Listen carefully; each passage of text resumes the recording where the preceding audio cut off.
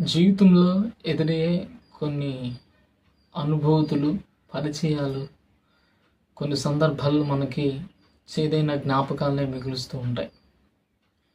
ఎందుకంటే మనం ఆ చేదైన జ్ఞాపకాలను అనువాదించుకొని, అనుభవించి ఒక పరిమళ సువాసనగా మనం వెదజల్లాలని. మారా వంటి ఒక జీవితాన్ని మధురంగా మార్చాలని దేవుడు ఆశపడతాడు. మరి మొదటగా మారాగా మనం మార్చబడాలి కదా. అర్థమవుతుందా? మారా వంటి జీవితాన్ని మధురంగా మార్చగలిగిన దేవుడు మన జీవితంలో చొరవ చేసుకున్నప్పుడే కొన్ని విచిత్రమైన పరిస్థితులు మన జీవితంలో అనువాదించబడతాయి, రావటం జరుగుతుంది. వాటిని బట్టి మనం కొన్ని సందర్భాల్లో అధైర్యపడి, బాధపడి, వేదన చెంది, మనస్తాపానికి లోనైపోయే పరిస్థితులు అనేవి మన జీవితంలో ఎదురవుతూ ఉంటాయి. అలాంటి పరిస్థితుల్లో ఒకటే మాట, యోసేపుకు కలిగిన ఒక నిరీక్షణ, అబ్రహాముకు కలిగించిన విశ్వాసము, యోబు చూపిన భక్తి, నీతి, అదేవిధంగా సంసోను కోల్పోయిన అభిషేకాన్ని తిరిగి దేవుని యొద్ద పశ్చాత్తాపం కలిగిన మనసు, వీటన్నిటిని మనం ఒక్కసారి జ్ఞాపకము చేసుకుంటే బైబిల్లో ఉన్న మాటలు, వారి యొక్క జీవిత విధానాన్ని మనం ఒక్కసారి పరిశీలన చేసుకుంటే ఏదో ఒక విధంగా ఏదో ఒక భక్తుని జీవితంలో నీ యొక్క జీవితం అనేది మ్యాచ్ అవ్వడం జరిగింది. ఆ విధమైన పరిస్థితులు నువ్వు ఎదుర్కోవడం జరుగుతుంది. అయితే ఒక మాట చెప్తున్నాను, ఆ భక్తుని జీవితంలో ఆ భక్తుడు ఏం చేశాడో ఒక్కసారి దాని గురించి నువ్వు ఆలోచించినట్లయితే ఇప్పుడు నీ సమస్యకి ఒక సొల్యూషన్ అయితే వస్తుంది. యేసోబు జీవితం చూస్తూనే ఉన్నావు. తన అన్నలు అమ్మివేశారు, పరాయి దేశానికి వెళ్ళారు. పరాయి దేశంలో వెళ్ళిన తర్వాత అక్కడ ఒక సైన్యాధిపతి కింద నమ్మకస్తుడిగా ఉంటే అతని భార్య అతని పైన తప్పు మోపింది. అక్కడి నుంచి చెరసాలకు వెళ్ళాడు.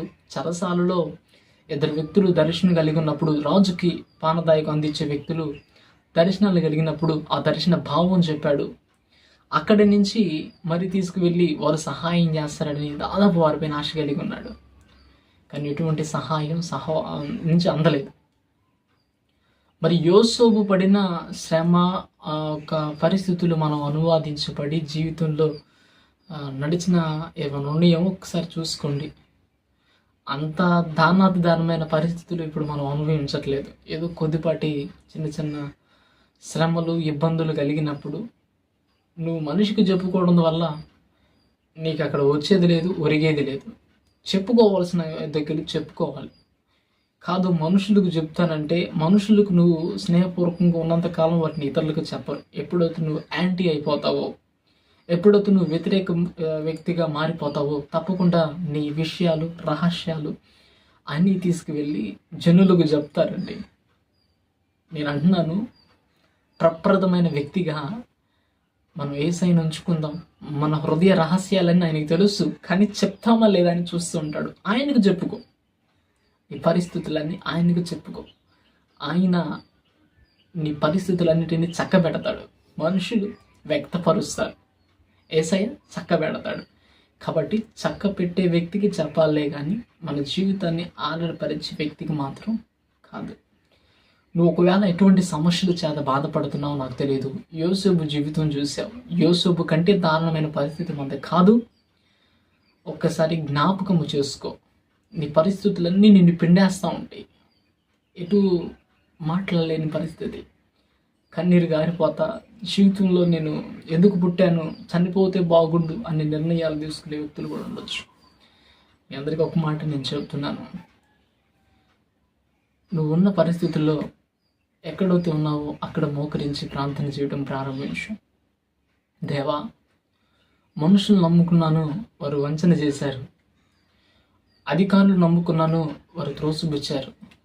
కానీ జీవం కలిగిన దేవా, నిన్ను నమ్ముకున్న వ్యక్తిని ఎన్నడూ సిగ్గుపరచలేదు, అవమానపరచలేదు, త్రోసివేయలేదు.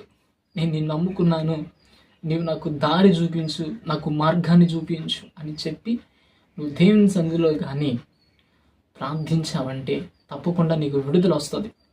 తప్పకుండా నీకు విడుదల వస్తుంది. ఎందుకంటే నిన్ను సృష్టించిన సృష్టికర్త ఆయన. నీ బాధ్యతలు, బరువు ఆయన మోయడా.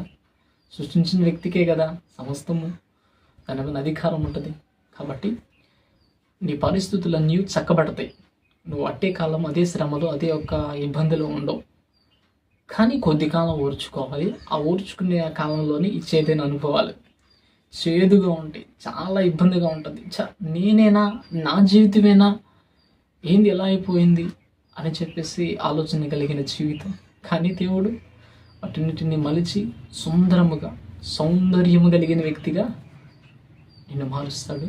తప్పకుండా దేవుడు ఉన్నతమైన స్థితిలో ఉంచుతాడు. ఈ కొద్ది మాటలు దేవుడి వినికిలో దీవించునే కాక.